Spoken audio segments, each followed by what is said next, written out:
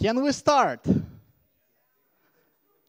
Okay, my friends, so let's make some noise then. Let's make some noise. Woo! I know why you're happy.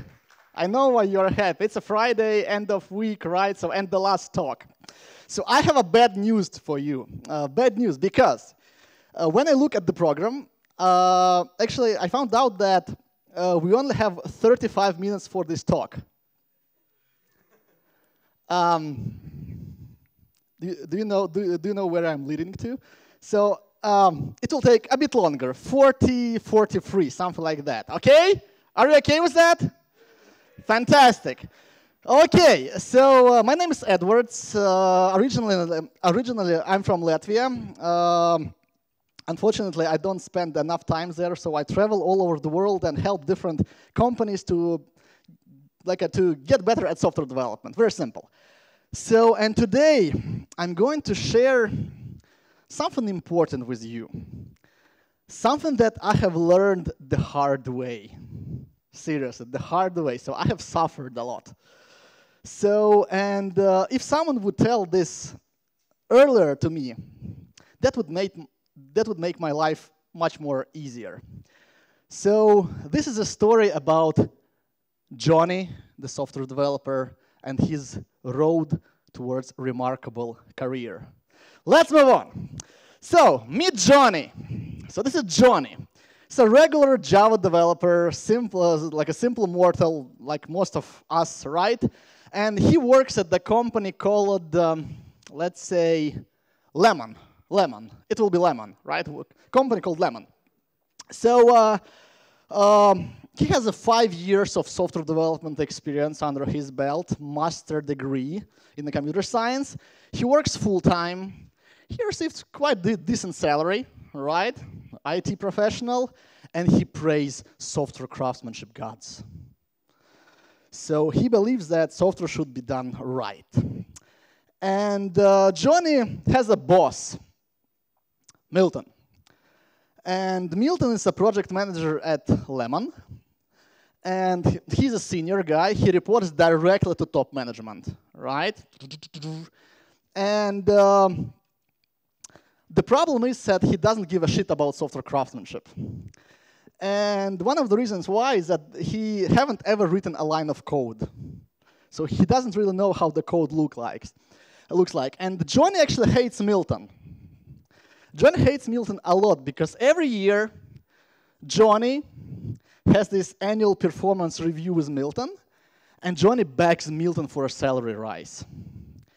He says, Johnny nervously mentions all the skills he possesses, like a test-driven development, refactoring, Kotlin, some other new stuff, and says that I do TDD, but these guys in my team, they don't do TDD, but I do TDD, right? So I deserve money. So I'm the best, I'm the most technically capable guy in the team.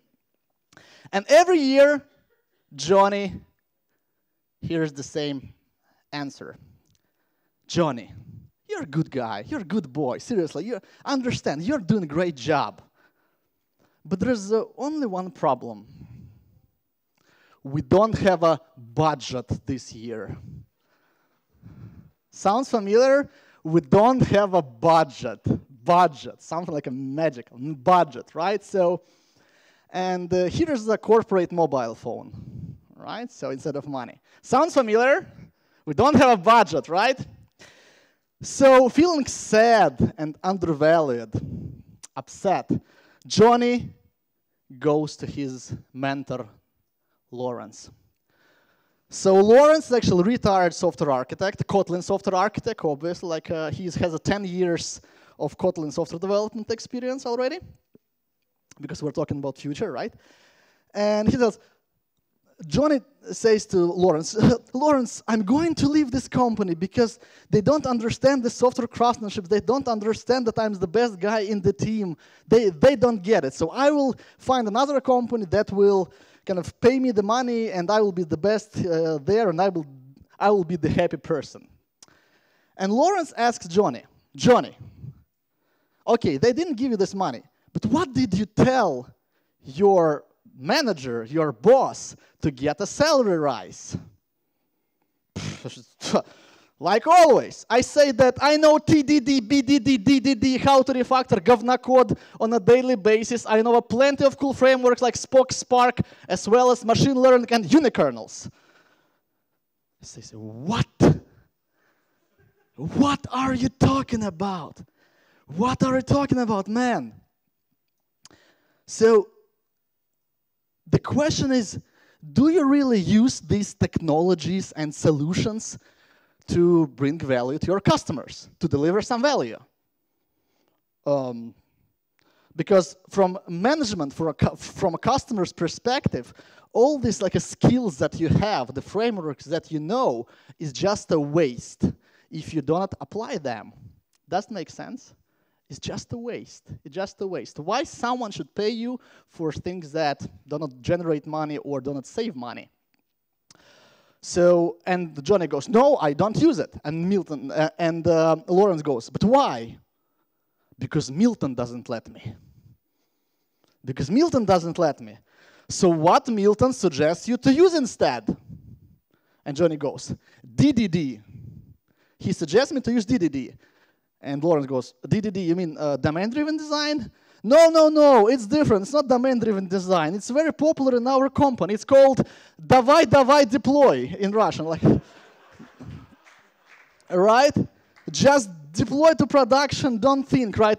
Just deploy the shit already, right? Just deploy the shit already. So this is a methodology that Johnny uses and Milton believes is actually the right thing to do. All right? DDD, davai deploy. So, obviously, what? What are we talking about? You know, Johnny, you don't understand something. You don't understand one thing. There's one good thing about the software development methodologies, let's say the craftsmanship or some specific techniques like test-driven development, refactoring, that they are personal. They're personal. It means that you don't need to convince anyone to use them. Basically, if you think that there's something that makes you faster, makes you more confident, that contributes to higher returns of investment, higher quality software, just do it. Just do it. Just do it. Like, hey guys, what if we start doing TDD? Don't even ask, just do it if you think that it's right. So imagine this situation. You have, so let's say you visit the surgeon. You have an appointment in the clinics and you visit your surgeon. And you tell your surgeon, you know, surgeon, I understand that I need a surgery and I really want you to use this kind of tools. This knife, all right, so these scissors, right? I think that these are the right. So don't use this one, right? It doesn't sound crazy. It's a bit crazy, right? So even if you are a manager of surgeons, you can tell surgeon which tools to use and which practices to use. Even if you are in the healthcare industry, if you are CTO, the manager, whatever, you can tell surgeon how to do the surgery. You know why? You know why? The patient will die. Very simple, because you are not the surgeon.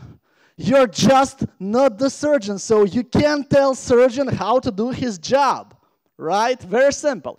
And I found this online. To avoid injury, don't tell me how to do my job. Don't tell me how to do my job, because that's my job, I'm professional, that's my craft, right? So basically do whatever you know is right to delight your customers, because your job is to delight the customer and deliver value. Because you don't need anyone's permission to be professional. Anyone's permission. You don't have to ask. Because people pay you, the companies, your managers, whatever, they pay you because you know what you are doing. You should know, I suppose. And I want to tell you a very short story. So I've been to the UK like 3 years ago, and a very nice company, very fancy company, hired me as a contractor to help them to manage the software development process. I said yes, so I went to London. My first day, I entered the office and I see the room, separate room with the name The War Room. The War Room. And I look there, what's happening there? It looks like the temperature is much higher than in the rest of the company. So what's there? And the people are like writing code, something like crazy. And the people who hired me, they told me, Eddie, just go there, go to this room, go to that room, to that guys, and tell them what to do, right? Just to say, well, sorry, I will likely join them, and maybe we'll start doing pair programming to see what's going wrong. So I want to be part of the team. So, okay. So starting from day one, I joined the team and started doing pair programming with them to understand basically how things work, how can I help. And there was a software development manager full-time, which was quite unhappy. Can you imagine this situation? The company hires a contractor to help solving some issues with the software development. Software development manager is quite unhappy because something is wrong, right? So at least the customer thinks that something is wrong. So after a few days of pair programming, the software development manager, he opens the door almost like this.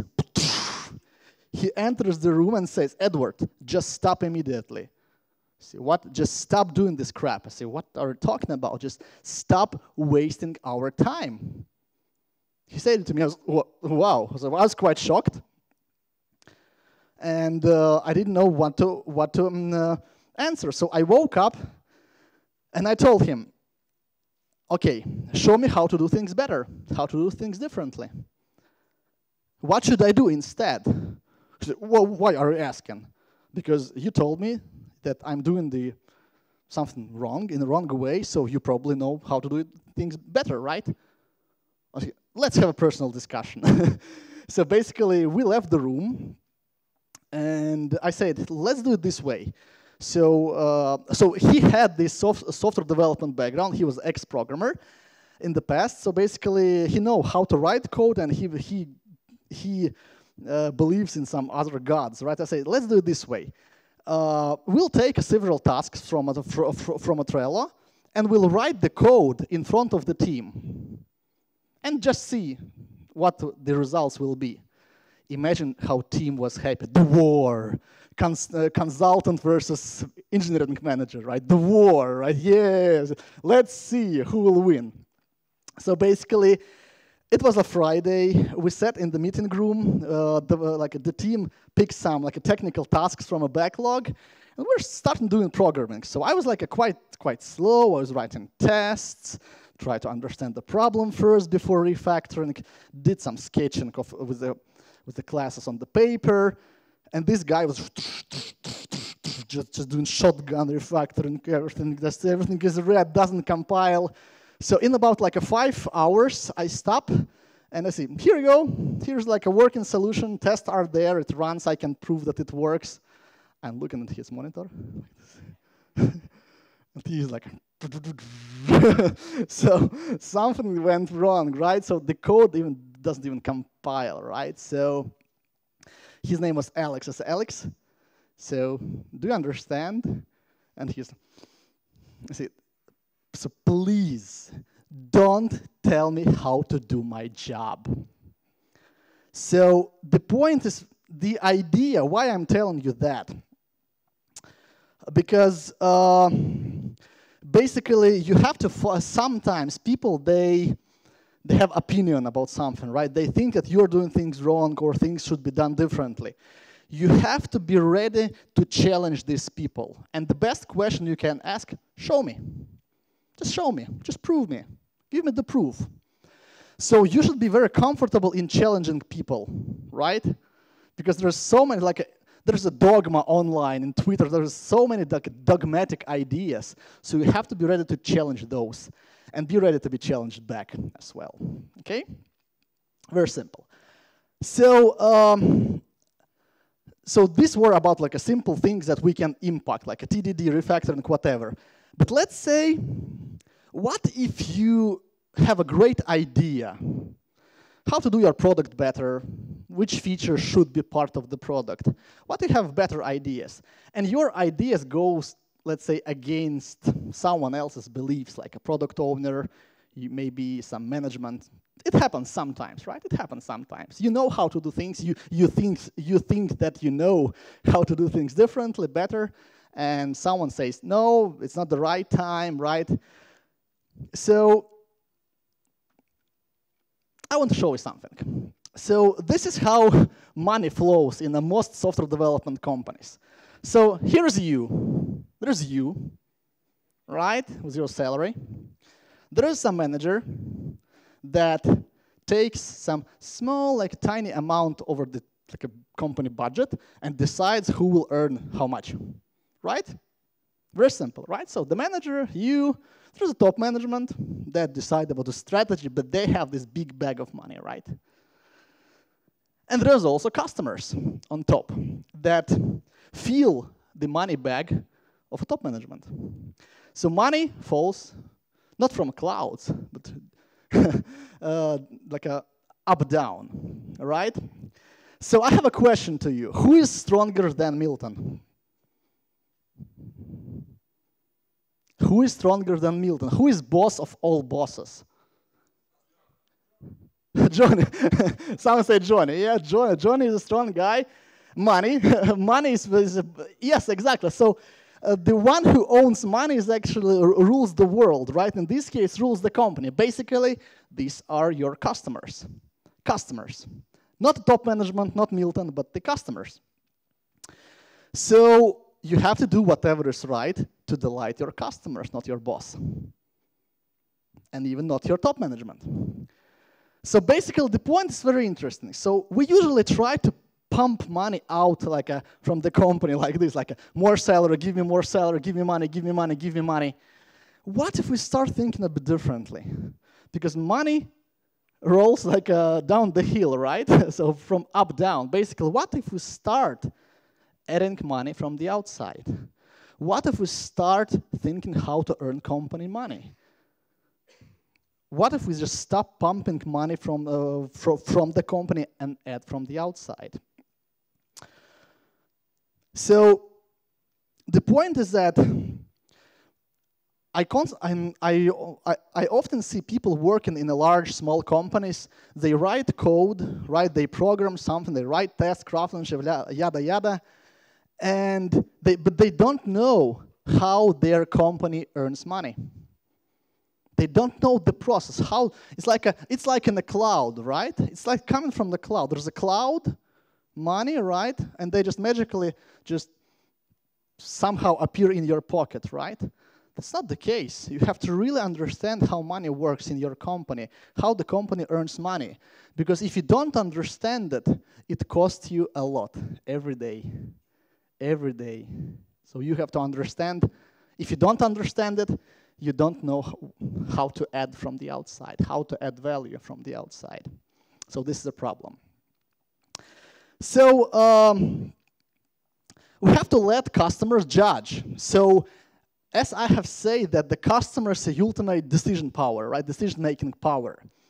So customers should decide what's important and what is not. What's important, what's not. Sometimes, again, our vision goes against someone else's beliefs. And I want to give you a few practical suggestions how to solve this problem. Sometimes, even if you work in a large organization. So what you can do, you can go to your customer, just avoiding all this like intermediaries, like this. And what you tell your customers, you can say, customer, what do you think if we try to do this? Did you do something bad? Nothing. You are proactive, you are generating ideas. Nothing bad, right? Or what if you tell customers, hey, our rivals, our competitors are doing things this way. What if we? Nothing bad. It's a very good approach. But there is a better idea. Hey, customer, look what I have built for you. Look what I have just built. And this is very important because we're waiting for some features, projects fall from the clouds down, like there's some smart product owner, the savior will come up with a new project and you will be happy. It never happens. It sometimes happens, but life is too short to wait for these nice projects, right? So ideally, you just, instead of asking for a time, please give us some time for this feature, you just fork the code base, write the code, build something, take your laptop, go to your customer, and show it. Do you like it? You say, do you like it? If no one likes it, fine with that. But if someone likes it, maybe you'll get a project to your company. And maybe you'll be happy working on something cool for free, 2 years, whatever, 1 year. It doesn't matter, but you will work on something that is cool. Right? And I run a small software development house, and I actually encourage my people, my team, to be proactive and go directly to a customer. Go and sell on the central marketplace. Go to the customer and try to sell them something. People are afraid. Oh, Eddie, you're doing crazy things. What if your developers will steal the customer, whatever? Okay, if they will, fine, but it never happened before. So it just works. So who have heard about opportunity cost? Opportunity cost. Who knows? This is awesome. So the opportunity cost is like the money, the virtual money, that your company is paying for something that they don't have. So for a potential. So the point is that if you keep your ideas inside your head, closed in the box, it costs your company money. Because they could earn much more if your idea was part of their portfolio, whatever. So it's called opportunity cost. So don't keep your ideas inside your closed box. And sometimes I see funny situations, and I was also there. So we have to speak customer language. So when I have started my independent career, I tried to sell my customers ideas of test-driven development, refactoring, high-quality software, and I visit one customer, and they listen. The customer listens carefully, and says, "Eddie, good luck with your high-quality software." Okay, fine. Next customer, he listens for me, say, "Good luck." So he never comes. So the customer never calls back, and I have realized that I'm speaking completely different language, like the alien language. The alien language. So, and I have realized that I can do it differently. So you can go to your customer, let's say, and you start the conversation. I have heard that you're working on this mission-critical, strategically important project, right? And customer says, right. I say, you don't want to fail, right? You don't want to fail. And the customer, yeah, I don't want to fail. And then you talk, right? So basically say, hey, so sometimes projects fail, right? Sometimes projects fail because, let's say, so you can, the code can slow you down in long term, so you can predict, you can plan, you can estimate. Basically, if I work with your software developers, we can basically keep the sustainable software development pace, and it will contribute to higher returns of investment, yada, yada, yada. So do you want to have this high-quality software? And they say kind of yes, right? So the point is that you just change your language, right? So you sell the same thing, but you do it differently. You speak the problem language of the customer. So, and I can give you a few more hints. So why do you think Scrum sells so well? Scrum, right? Why Scrum is so popular? It's so popular. It's like even though most companies are doing it wrong, right? Or suck at Scrum. Anyway, it's so popular. Why? Any ideas? Sorry? Interesting. Okay. Any other ideas? So why Scrum sells so well? Why it's so easy to sell Scrum? Minimize the risk. Okay. Any other ideas? Cool. Many ideas. Any other ideas? Fast and happy. Yes. So makes total sense. There's one thing about Scrum that is kind of interesting, is that it's clear how to start. It's clear how to start. It's very easy to start. Right? It's like it's crystal clear. So you take the book, you read all this about ceremonies, like what is sprint, retrospective, backlog, whatever, and you just start. Right? It's clear. Here's a recipe. Right? Anyway, journey is long, but it's clear how to start. Makes sense? Makes sense, right? At the same time, let's take something that is now trendy and many discussions are happening around, like no estimates. Let's say no estimate. There's a movement, no estimates, right? So the problem with no estimates, I believe that it's not adopted enough because it's not clear how to start. Like everyone understands it's a good idea, sort of you can do it, but no one knows how to start. Just stop doing estimation, right? And you will get fired next day, right? So the point is that if you want to sell your ideas, sell so make it clear how to start. Like a very, very small idea, keep your revolutions inside somewhere in the background, but sell a small, tiny idea, right? How to start. So make it clear how to start, and start actually small, because no one wants revolutions. Everyone is afraid of big project or something. At the same time, don't be jerk. Basically, if you go to your customers and tell, oh, our management does not support me, so the management does not support me, or team don't write tests, whatever, it's a political suicide, right? It's a suicide for the project, for the company, for someone, for you as well, actually. And you have to remember one thing. If you point a finger to someone's direction, how many fingers are staring back at you? Always free. You point one finger and you get free back. So don't do this. So Johnny followed the advice. He started selling directly to the customer, right? Talking to the customer directly. He also started doing test-driven development, not because actually he thought that this is right, and not others. So he didn't scream let's do TDD, let's do TDD. He was just sitting there writing code, and basically the deliverables was high quality. Everyone was happy, and people started asking, "Hey Johnny, how do you do this?"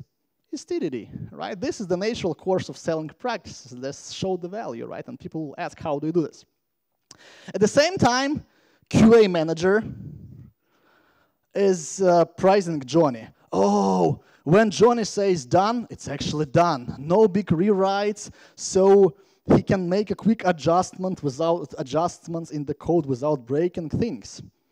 And the customer actually wants Johnny to work on 1 billion unicorn project as well. Right? Awesome. So next day, a meeting takes place. Top management invites Milton for a conversation. And they ask, Milton, is Johnny happy? So by doing things that Johnny actually believed in and selling directly to the customer, going directly to the central marketplace, he became the VIP, exception to the rules. Because first of all, my friends, you have to remember that companies, they don't want to lose someone who brings money to the company, who will potentially bring money to the company, or has a good relationship with the customers, right? And I call it CBI, corporate bullshit immunity. So you have to work on your corporate bullshit immunity. Basically, the more you bring to the company, the more you add from the outside, not pumping from the inside. The more you add, the higher is your CBI, right? The more you take, the lower is your CBI. Just think about it. Think about your salary, some bonuses, something. How much do you give back, actually? So Milton is forced to talk to Johnny. Johnny, I give you 50% salary rise. John asks, but what about these budget limits? Oh, don't think about the budget limitations. Let's leave these budget limitations to the rest of the team, right? And Johnny says, not this time. Not this time, Milton. Now you have to buy everyone new MacBooks as well. So, together with the team, Johnny celebrates new laptops by smashing old computers with the baseball bats, like this, right? Success, end of story. What do you think? No, it's just the beginning. It's just the beginning. So, Johnny goes to his girlfriend, T.A.K.E. T.A.K.E is a QA engineer at Lemon, right? And he tells her, hey, T.A.K.E, tomorrow I'll go to Milton and ask him to make me senior full-stack Java developer. Ah, yeah, you can do this. I know that you can. So I believe in you. So Johnny goes to Milton. And what Milton says? Johnny, great job, good boy, good boy. But there's one problem with you. During the annual performance review, you have received very bad feedback from people, from your peers. Actually, you have the worst feedback among team members. Johnny is crying, and he doesn't understand what happened. Say, the worst feedback for someone who is the best, like the high performer was the worst feedback. So what went wrong? So how it's possible? Johnny goes to T.A.K.E. T.A.K.E says, I knew that you will never be a full-stack senior Java developer, so take your belongings and leave the house, right? And Johnny goes to Lawrence again. And Lawrence says, you know, Johnny, success is a bitch. Say, what? So success actually has a side effect. The more successful you become, the more people think that you're a jerk and a mushroom, right? So, because people are egocentric by nature, and some people are jealous, right? So, people think mostly about themselves, about their families, their friends. And the question is, can we turn this egocentric nature to work for us? Can we somehow do this? And the question is, why people need to support you? What is in like in your for them in your success? Why someone should support you? Why? Just by default? No, it never happens. And here's the question. So did actually Johnny do something? Did Johnny do something that made others want to help him, to support him? Anyone? Anyone? Something. MacBooks, exactly, MacBooks. They say, okay, I'm successful, right? So please, so John has shared his success with others, right? Because next time, likely people will support him, because if John is successful, they get something from his success too, right? Very simple. And here's the rule for you. You actually succeed faster by helping people around succeed. It's very important. It's very important because we constantly focus on ourselves, how cool we are. We are the best, right? I'm the best developer. I'm the smartest guy. But this is a problem. You have to do things differently. Instead of focusing on yourself, you have to switch your focus to others. And when you focus on others, others focus on you. This is something important. And this is how Google PageRank works. Who knows how Google PageRank works? Google PageRank. Do you work for Google? Share the secret algorithm.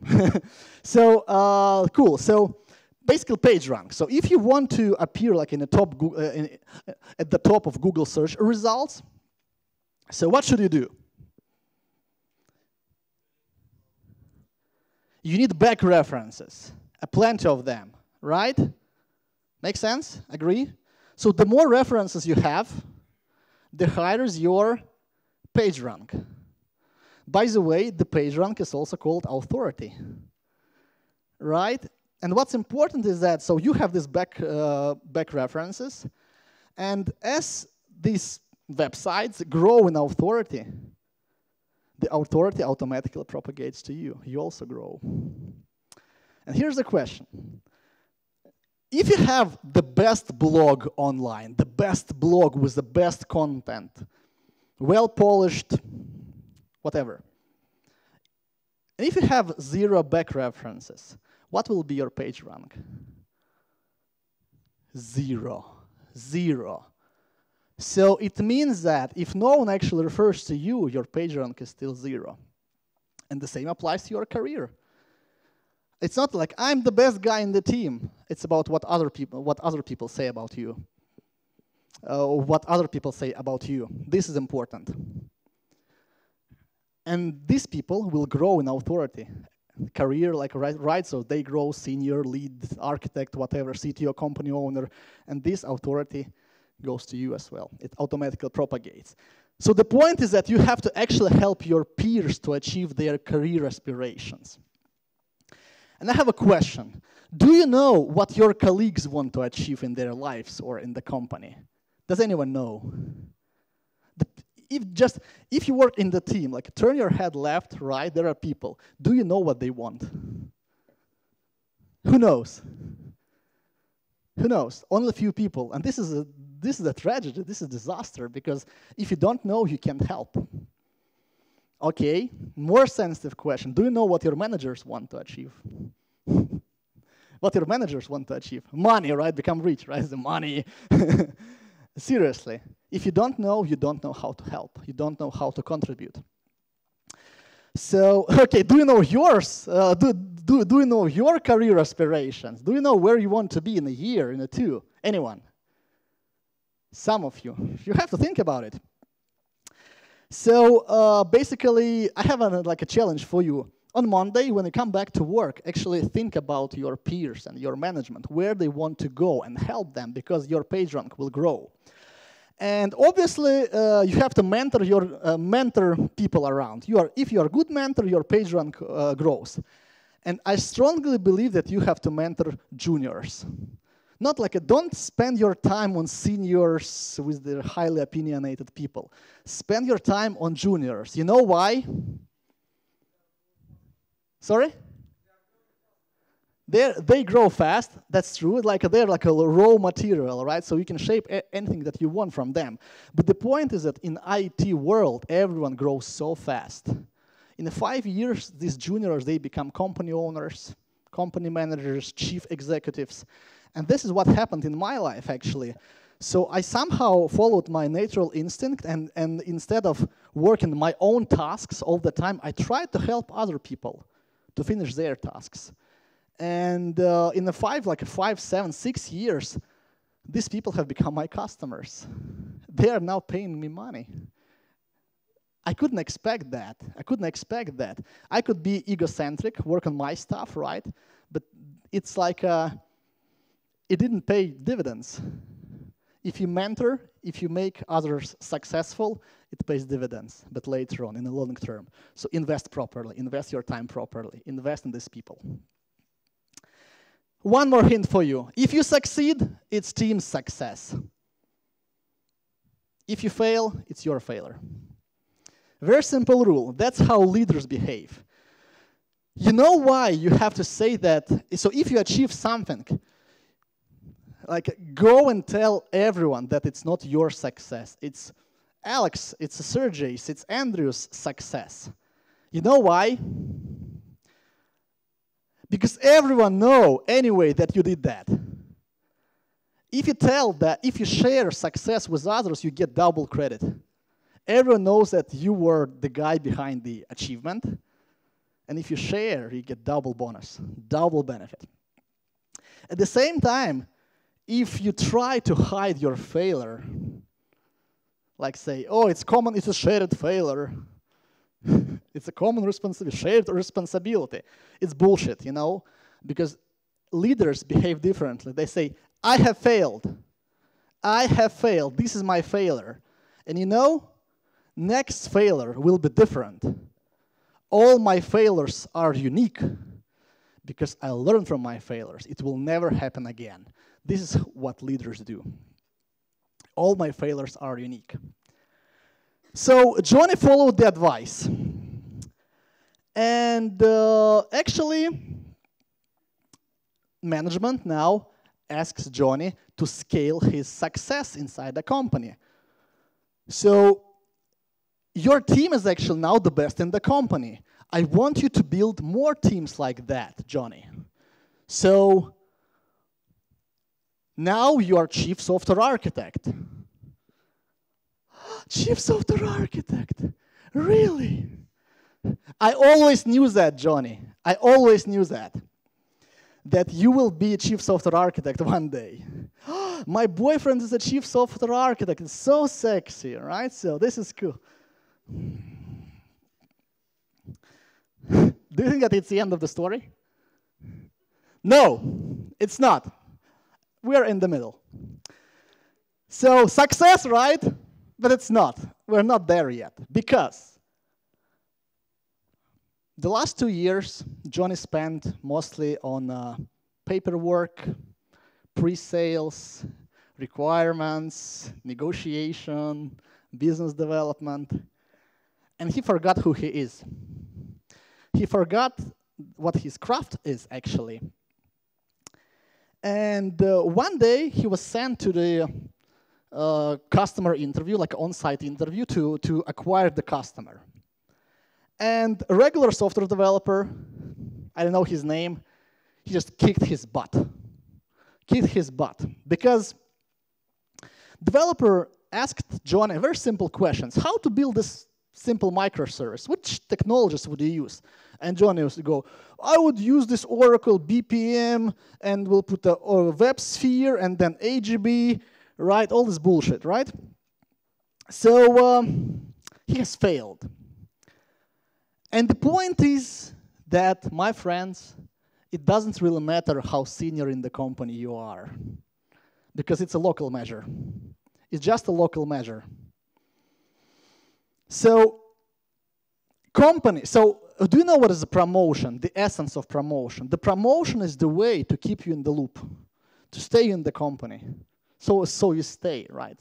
So the companies will pay you money, pay you salary, more money, so you stay. And the big problem is, if the company uses some shitty technologies, the more they pay you. The more they pay you. So I've been to London, I know what I'm talking about. So, and in this case, so company can make you blind. Company can make you completely blind. Because one day you can wake up, like in 5 years, and there's no way back. You're completely out of business. You can't join a startup or some other cool company because you're like obsolete. You're old and obsolete at the same time. So what I want to tell you is that you should never let any company drive your career. Never. Never. Never, ever. Because I usually interview very senior people, like CTOs, some companies, and these guys, usually they can't answer even simplest questions, like basic questions about software development, but they are CTOs in some companies. They are obsolete. Some people call them shitios, right? Shitios, but the problem is there's usually no way back, no way back. So my friends, you have to validate your seniority against the rest of the industry. So how? How does it look practically? I strongly believe that you have to escape the box you are in now. So if you work in the company, you have to start attending job interviews. And this is okay, there's nothing bad with that. What my employer will think about it? You don't care.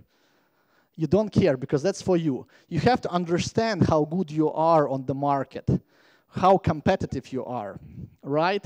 And I attend job interviews 4 times a year, like a Google, ThoughtWorks, many other companies. Why? Not because I want to get this job. I never tell them that I want a job, obviously, right? So just to understand where I am and how much I'm worth on the market. So I encourage you to do the same. Seriously, just do it. Nothing bad in it. Because it will change your behavior as well. It will change the way you behave. If you understand, if you will realize that you are demanded on the market, it will make you confident. It will make you much more confident. So you can do free consulting, whatever, help people. You have to become visible on the market, right? So, because if you sit in a cubicle, right? So no one knows about you and you don't know how good you are. Because in the company, you may be CTO or super senior, whatever. It doesn't matter. It doesn't matter. It doesn't matter how senior you are. Because the only measure of seniority is your freedom. It's your freedom, my friends. It's freedom. Freedom to decide what to do, when to do, where to do, for what money, and whether to do something at all. And everything else is actually secondary, absolutely secondary. So I encourage you to stop complaining about these senior job titles. I encourage you to stop complaining about people in the company that have less experience, let's say, but have more senior title than you have. It doesn't matter. It doesn't matter, my friends, because freedom is what matters. Freedom is what matters, because freedom is what lets you choose whatever job title you want. Choose your own title. So I don't know where Johnny is now, but I'm pretty sure that after the lessons he learned, he is in a good shape. So my friends, at this positive note, I want to thank you. Always be professional and keep rocking. Thank you.